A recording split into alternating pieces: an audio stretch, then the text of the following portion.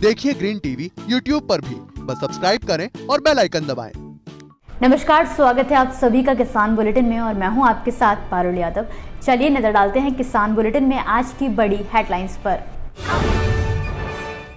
वित्त वर्ष 2022 से 23 के अंत तक भारत में लॉन्च होगा इलेक्ट्रिक ट्रैक्टर, डीजल के खर्चे से मिलेगी राहत। हरियाणा में एयरलिफ्ट करके मंगाई गई 5 lakh goat pox vaccine. Lumpy skin disease को लेकर सतर्क हो रही है सरकार। सीताफल को राष्ट्रीय बागवानी मिशन में किया गया शामिल, किसानों को मिलेगी 75% की सब्सिडी। डीजल व पेट्रोल की बढ़ती कीमतों को देखते हुए न केवल सरकार बल्कि ट्रैक्टर कंपनियां भी कृषि की लागत को कम करने की कोशिश में जुटी हुई हैं। इसी कड़ी में कृषि के इलेक्ट्रिक उपकरणों पर भी जोर दिया जा रहा है। किसानों के बीच बढ़ते इलेक्ट्रिक ट्रैक्टरों के क्रेज को देखते हुए हाल ही में इलेक्ट्रिक वाहन बनाने वाली कंपनी ओमेगा सेकी मोबिलिटी ने जल्द ही किसानों के लिए इलेक्ट्रिक ट्रैक्टर लॉन्च करने की घोषणा कर दी है। खास बात यह है कि कंपनी की ओर से इलेक्ट्रिक ट्रैक्टर खरीदने के लिए फाइनेंस की सुविधा भी उपलब्ध कराई जाएगी। साथ ही चार्जिंग के लिए जगह जगह चार्जिंग पॉइंट भी लगाए जाएंगे। आपको बता दें कि देश के ग्रामीण बाजारों में इलेक्ट्रिक वाहनों की बिक्री के लिए ओमेगा सेकी मोबिलिटी कंपनी ने एग्री जंक्शन के साथ साझेदारी की घोषणा की है। इस घोषणा के तहत इस वित्त वर्ष के आखिरी तक ग्रामीण बाजारों में 10,000 से ज्यादा इलेक्ट्रिक दोपहिया और तिपहिया वाहनों की बिक्री की जाएगी। दोनों कंपनियों ने एक बयान में जानकारी देते हुए कहा कि पहले चरण में इन इलेक्ट्रिक वाहनों को उत्तर प्रदेश और महाराष्ट्र के टियर 2 और टियर 3 श्रेणी के बाजार में उतारा जाएगा, जिसके पीछे वजह यह है कि देश में सबसे ज्यादा इलेक्ट्रिक वाहन इन दोनों राज्यों में ही बिकते हैं। और इतना ही नहीं, ओमेगा सेकी मोबिलिटी और एग्री जंक्शन के बीच समझौते से किसानों को इलेक्ट्रिक व्हीकल खरीदने पर आसान शर्तों पर लोन भी मिलेगा। जानकारी के लिए आपको बता दें कि कंपनी द्वारा पहला इलेक्ट्रिक ट्रैक्टर भारतीय बाजारों में वित्त वर्ष 2022 से 23 के अंत तक लॉन्च किया जाएगा। आपको बता दें कि इन इलेक्ट्रिक ट्रैक्टरों की टेस्टिंग भारत के बाहर 2 देशों में चल रही है। राजस्थान, गुजरात व मध्य प्रदेश जैसे राज्यों के पशुओं में इन दिनों लंपी स्किन डिजीज काफी तेजी से फैल रहा है, जिसको देखते हुए आसपास के राज्यों की सरकारें भी इस बीमारी को लेकर सतर्क हो रही हैं। हाल ही में हरियाणा की अगर बात करें तो प्रदेश के पशुपालन एवं डेयरी मंत्री जयप्रकाश दलाल ने जानकारी देते हुए बताया कि पशुओं में लंपी स्किन डिजीज की रोकथाम के लिए 5 लाख गोट पॉक्स वैक्सीन का ऑर्डर दिया गया है, जिसे जल्द ही प्रदेश में लाने के लिए एयरलिफ्ट करके मंगाया गया है ताकि पशुओं को तुरंत वैक्सीनेट करना शुरू किया जा सके। इस दौरान ज्यादा जानकारी देते हुए कृषि मंत्री ने कहा कि प्रदेश का पशुपालन विभाग इस बीमारी की रोकथाम के लिए काफी चिंतित है, क्योंकि एक वायरल बीमारी है। इसके लिए विभिन्न कदम उठाए जा रहे हैं। पंजाब और राजस्थान के मुकाबले हरियाणा में ये बीमारी कम फैली हुई है। इस बीमारी के संबंध में हमने एडवाइजरी जारी कर दी है कि अंतर्राज्यीय पशुओं का आवागमन बंद हो, पशु मेला लगाना बंद हो, मच्छर मक्खी की दवाइयों का छिड़काव निरंतर किया जाए। पशुपालन मंत्री ने कहा कि बीमारी की रोकथाम के लिए संबंधित उपायुक्तों को छिड़काव व फॉगिंग के लिए कहा गया है। राज्य में कुल 62,92,000 गौजातीय पशुओं में से 19,32,000 गौवंश हैं। इन गौवंश में इस बीमारी के फैलने का खतरा है।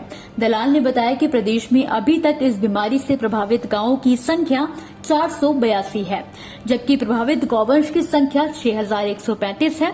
भैंसों की संख्या 1 भी नहीं है, जबकि यहां पर इस बीमारी से अब तक 23 पशुओं की मौत हुई है। राजस्थान के चित्तौड़गढ़ में सीताफल की खेती को काफी खास माना जाता है। यहाँ के किसान बड़े पैमाने पर सीताफल की खेती करते आ रहे हैं।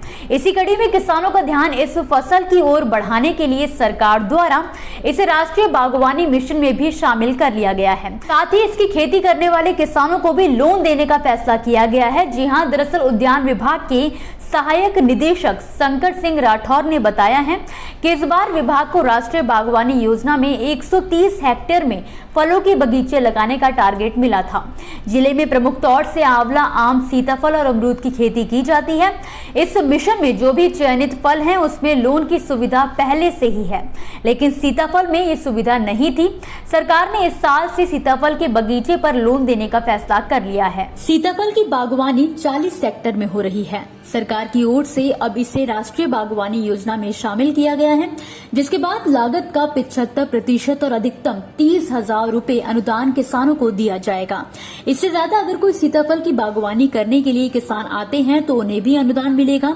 इसे 3 किश्तों में पेमेंट किसानों को दिया जाएगा। पहला बगीचा लगाने पर 30,000 का 60% पेमेंट दिया जाएगा। अगर अगले साल तक 75% पौधे जिंदा रहे तो 20% पेमेंट किया जाएगा। प्लांट अगर 90% तक जिंदा रहते हैं तो बाकी का पेमेंट भी किसानों को दे दिया जाएगा। हालांकि ये लोन किसानों को तभी मिल पाएगा जब किसान मिनिमम 0.4 हेक्टेयर से अधिकतम 4 हेक्टेयर में बगीचा लगाएंगे। दोस्तों, ये थी वो खबरें जिन्हें हमने आप तक विस्तार से पहुंचाया, लेकिन अब हम बात करेंगे कुछ ऐसी खबरों की जिनके बारे में भी आपके पास जानकारी होना बहुत जरूरी है। तो चलिए फटाफट से नजर डालते हैं खेती किसानी और कृषि क्षेत्र से जुड़ी आज की छोटी बड़ी अपडेट्स पर। झारखंड के मुख्यमंत्री हेमंत सोरेन ने भी दिल्ली में आयोजित नीति आयोग की बैठक में कहा था कि राज्य के बैंकों में अभी भी केसीसी के लिए 10 लाख किसानों के आवेदन लंबित पड़े हुए हैं। इसी कड़ी में राज्य सरकार का प्रयास है कि राज्य के सभी 38 लाख किसानों को किसान क्रेडिट कार्ड योजना का लाभ दिया जाए। इस उद्देश्य के साथ किसानों को सहायता प्रदान करने के प्रयास में कृषि पशुपालन एवं सहकारिता सचिव अबू बकर सिद्दीकी ने अभी बैंकों को निर्देश दिया है कि राज्य के किसानों को जल्द से जल्द केसीसी का लाभ दिया जाए। पंजाब में किसानों को मकई की खेती में काफी नुकसान उठाना पड़ा है, क्योंकि यहां पर मकई के खेतों में कीटों का हमला हुआ है।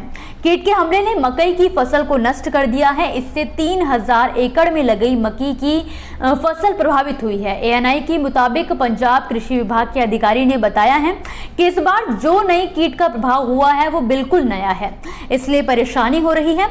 हालांकि बेहतर कीट प्रबंधन के उपायों को अपनाकर नुकसान से बचा जा सकता है। किसानों को हुए फसल नुकसान की भरपाई करने के लिए राज्य सरकार द्वारा झारखंड फसल राहत योजना चलाई जा रही है।